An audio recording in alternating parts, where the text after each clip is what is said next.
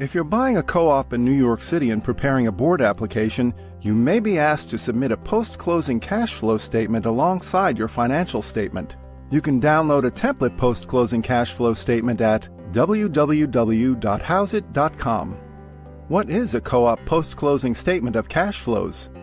A post-closing statement of cash flows is designed to show the co-op how resilient your financials are in the first year or two after you close on your apartment. The basis for this request is an extension of the co-op's standard assessment of your post-closing liquidity.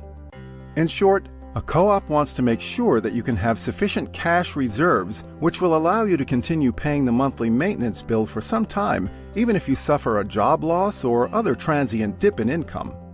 The post-closing cash flow statement itself shows your starting cash balance each month and computes an ending monthly cash balance by adding your income and deducting your living expenses. The starting cash balance for the next month is simply the ending cash balance from the month prior.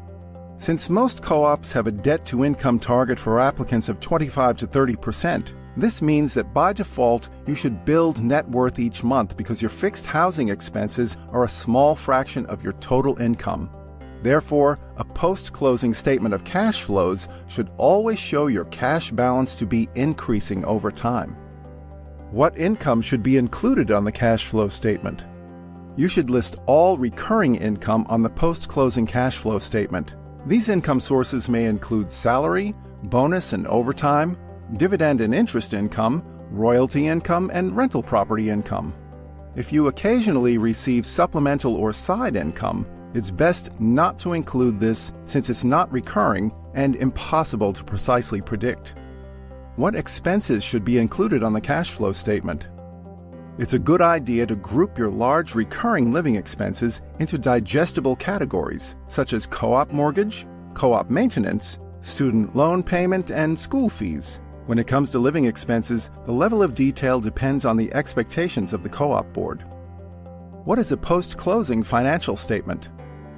A post-closing financial statement is simply your standard financial statement with the following adjustments. Add loan balance to liabilities.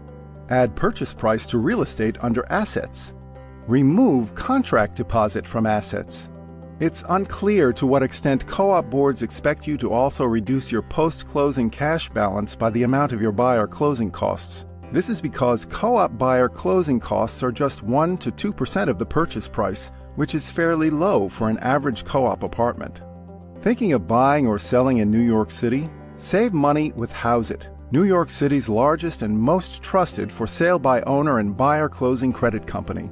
Hauseit has saved New Yorkers millions of dollars in commissions since 2014, and we'd love to help you too. Subscribe to our channel and check us out at www.hauseit.com.